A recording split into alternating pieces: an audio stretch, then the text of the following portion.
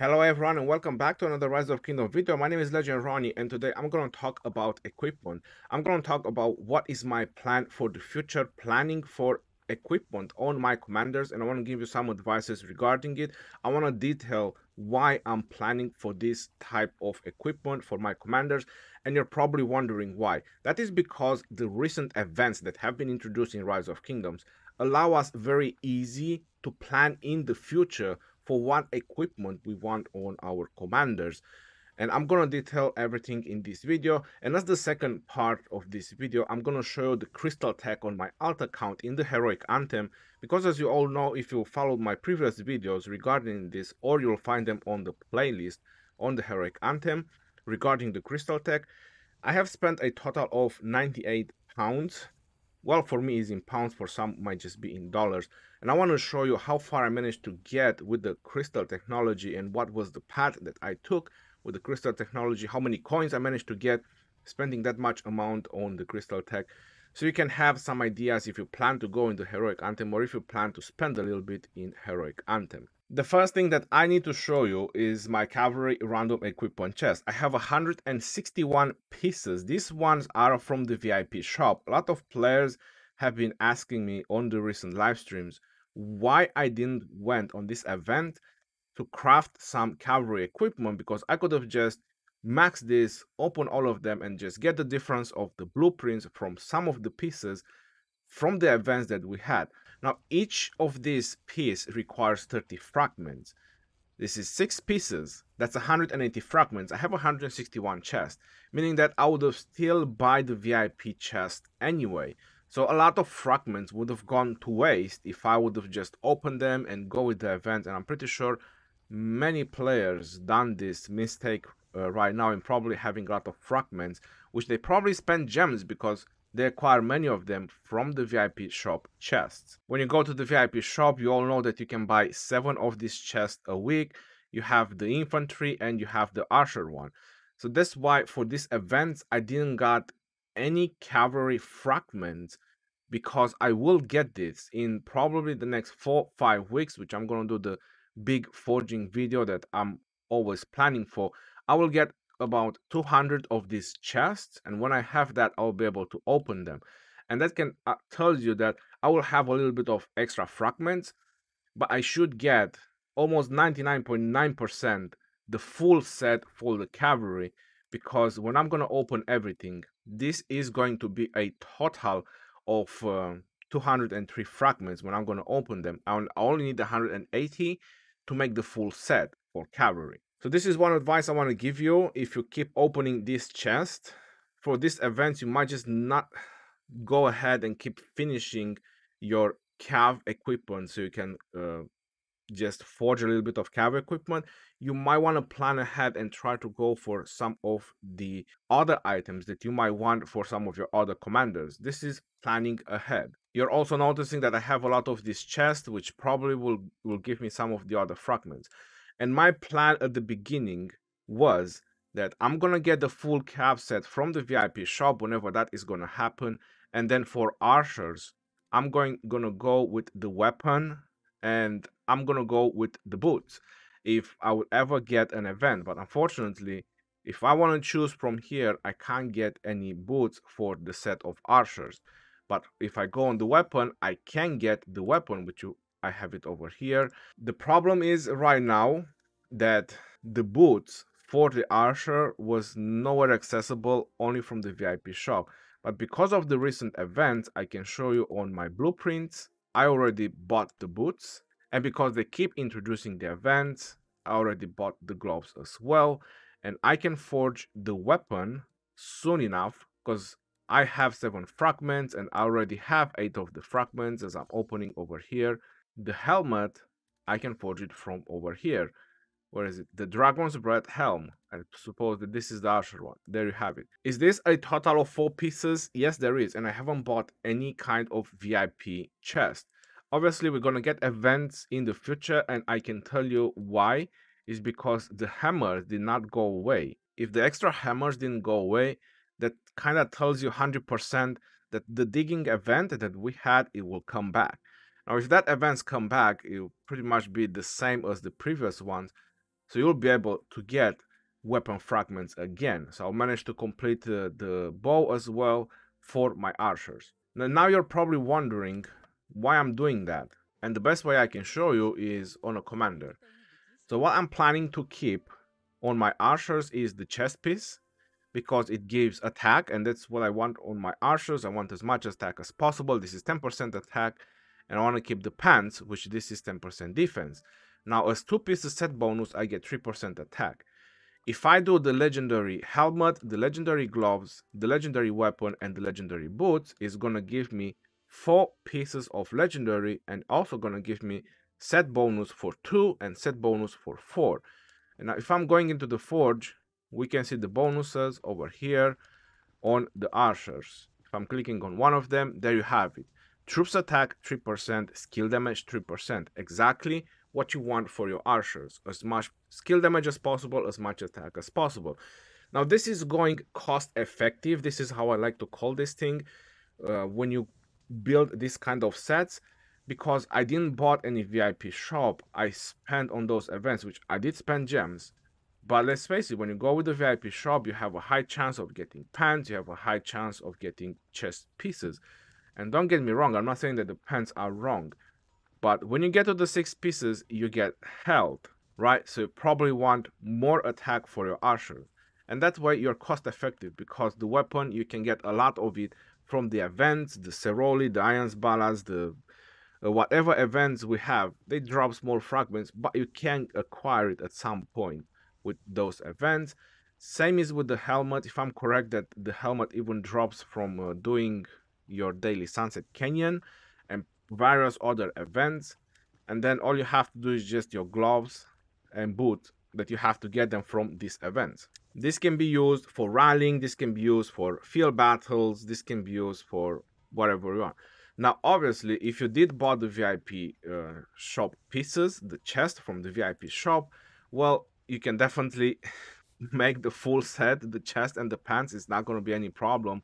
But this is like just going cost effective, because I didn't bought the VIP shop for the archers, the chest from the VIP shop. For cavalry is a different situation, as I was showing you that I plan to do the full set, and I would advise you to do the full set for cavalry, because I don't believe that you just need only attack for calves. I believe that on calves, a little bit of defense, a little bit of health will definitely help out. And you also have no special set on the epics. This is why on the archers is a little bit different, because on the archers you have the revival set. You also benefit from the 2 pieces set bonus. But if you go on calves, or if you go on infantry, for example, like you want to do something similar that I'm doing with the archers, you cannot, because they don't have those epic sets. It would be better to do the full set. This set I highly recommend it for Guan Yu if you want to build the whole pieces, the whole 6 pieces for Guan Yu. I would say that it's gonna be a beast set for him. But what my plan is for infantry, because for example, if you go on calves, you get the 25% weapon, and really that's amazing. But the difference of the materials is extremely huge. For example, if you want to forge the rifle, is 90 legendaries, and if you want to forge this one is 150 legendary materials. Well, hold on, because this is 60 legendary materials to get 5% attack, right? But with the rifle you have chances to get pieces from the set bonus. With this one you don't have any set bonus, but if the Sacred Dominion goes with the special talent, that's going to be huge. But this is a chance. So you're risking a whole lot of materials for a chance. Now my recommendation is that you want to go with the set when it comes to the calves, but for infantry is the special helmet, the Helm of the Conqueror. Because like I was mentioning, the infantry set is very good for Guan Yu, which we have it over here, the eternal 4 pieces set bonus, which gives you 10% march speed. How does that help you in a garrison situation? Doesn't really help you at all. Not to mention that the infantry set doesn't give you any health. It does give defense, which is amazing, but it doesn't give any health. And that's where comes in place these special items, which honestly, from the 6 of them, I find very useful. Just the Helm of the Conqueror. It costs 90 legendary materials to build, but it gives you 15 defense. And if I show you my Constantine, for example, you notice that I have this weapon, 10.5 health, I have these gloves, 7.5 defense, 10.5 health, and you could go with the other boots, but I just didn't want to force them. You can go with these boots, for example, the Frost Threads, 7.5 defense. But there is two things that is missing, a chest piece and a helmet. I was showing you this helmet, infantry defense 15%. Now, even if this one goes with a special talent or not, it's still a whole lot of defense. As another option, if you want to go cost effective, would be to do the infantry helmet, the 11% defense, and then you can find another piece so you can have at least the 2 pieces set bonus. We can go onto the set and you can find out either the gloves or either the boots with the infantry.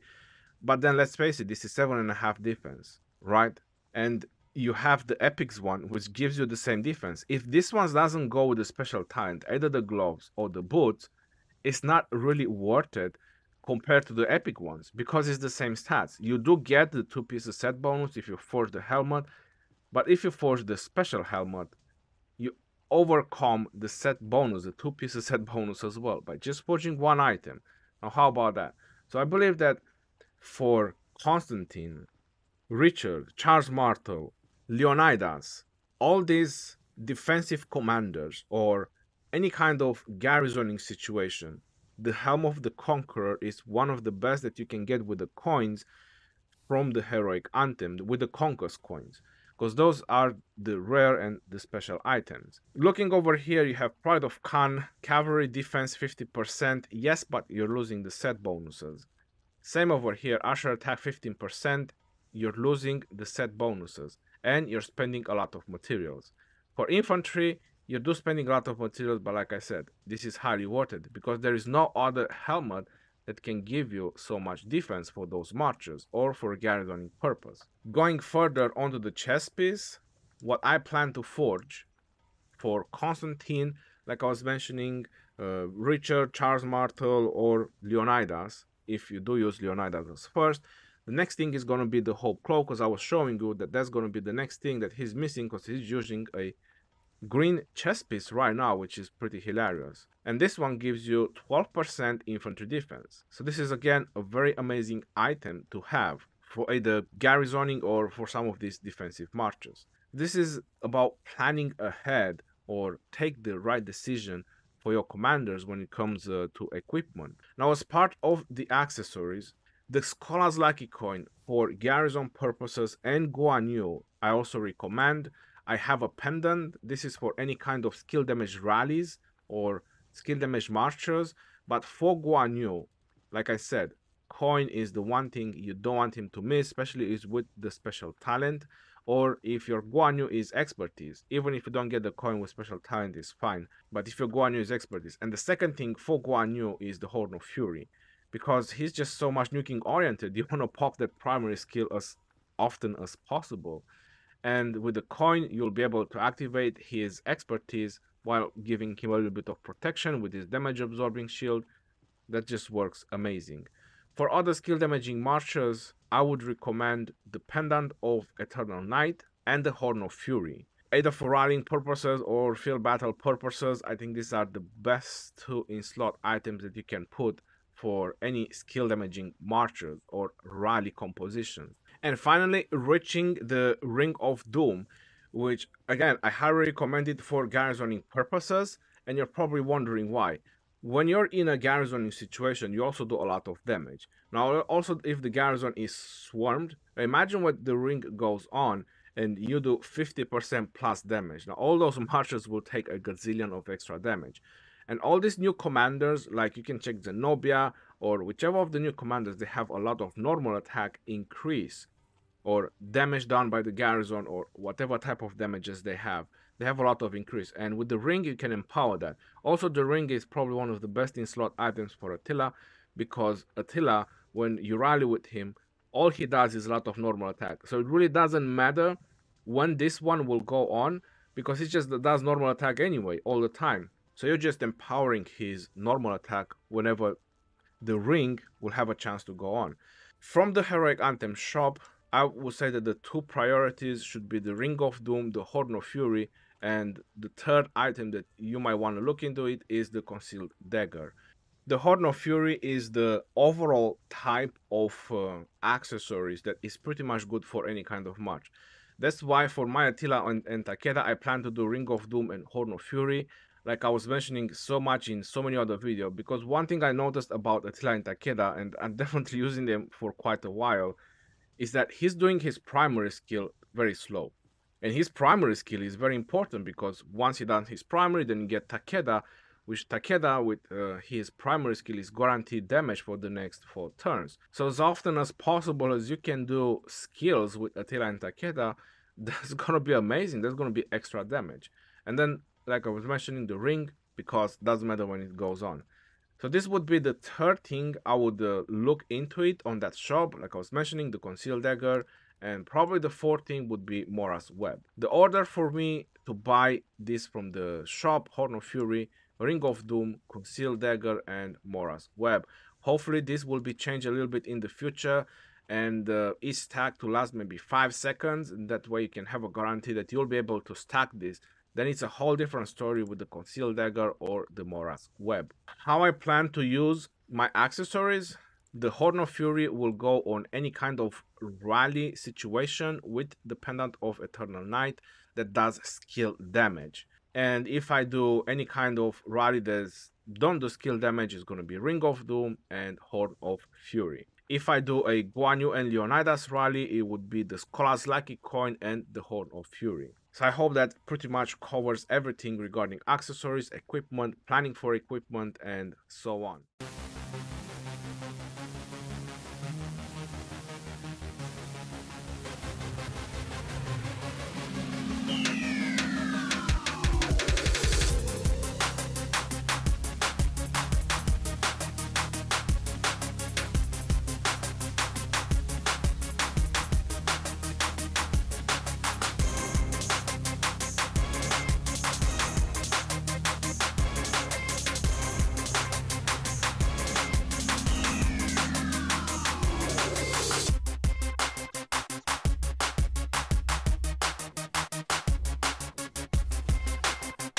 Going on to the second part of the video is about the crystal tech that I was mentioning at the beginning of the video. You're noticing that there is 13 days left of the event. If I go into the shop, I can show you that I bought 2 blueprints. So I got the Ring of Doom, Horn of Fury, plus I have an extra of 9,100 coins. And there is also the Conquest coins because I got 30 million kills. How about that?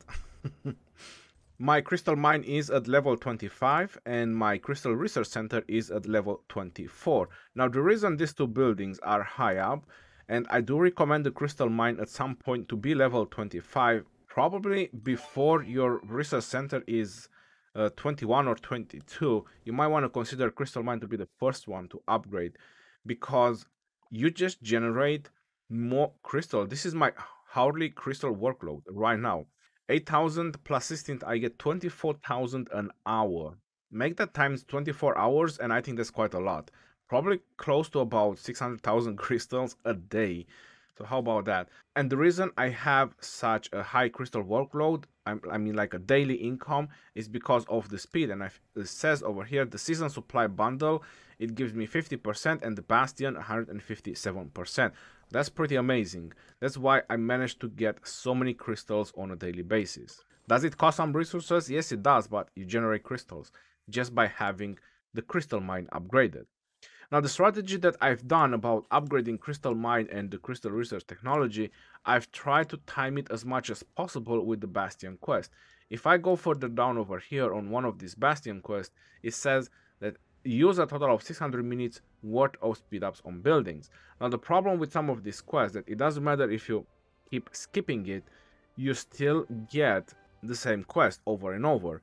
At some point you have to do those quests regardless. Some of them is training troops, some of them is using a lot of building speed ups, some of them is using a lot of research speed ups, and those kind of quests, they pile up. And what I have done is make sure that I was saving like 6-7 quests regarding, let's say, building speed ups, because the research one you will use daily research speed ups, but the building one, and when I had 6 or 7 of this Bastion quest, I just started a building research, and I was making sure that I'm also emptying my Bastion quest with the building speed ups. Because if you just pump to your crystal mine and you just do all those buildings upgraded to level 25 and you do the crystal research center as well, very highly upgraded, then you might stumble on the problem with the Bastion quest. Going on to the crystal tech, you're noticing that part of the fundamental technology, the most of the part is done.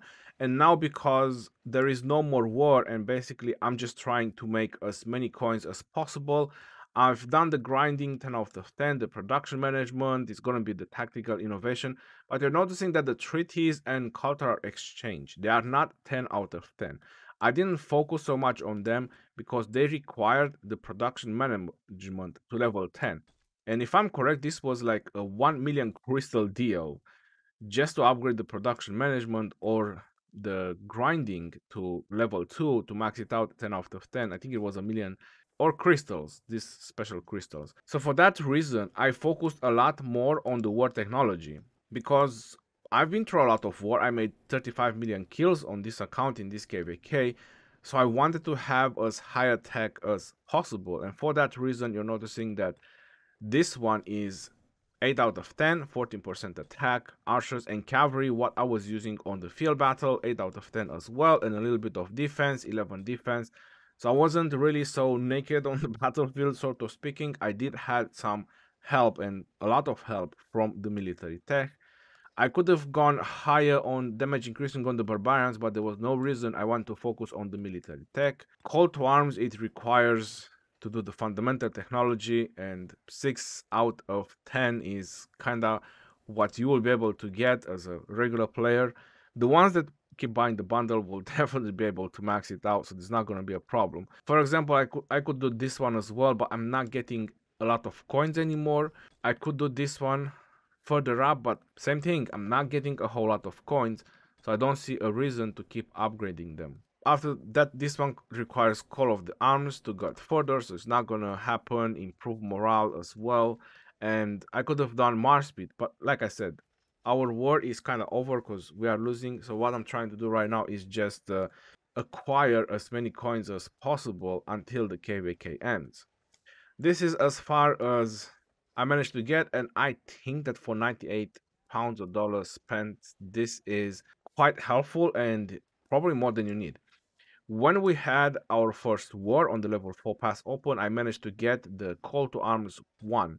So all this was complete. It means that I did had some extra stats on my march, attack 10 and 10 defense, and 10% extra troops capacity, which made my marches to around 330k on the battlefield. It definitely helped. I hope this was helpful. Until next time, this is your buddy Johnny signing off. Peace out, y'all, and take care. See you on the next one, and stay safe out there, my friends.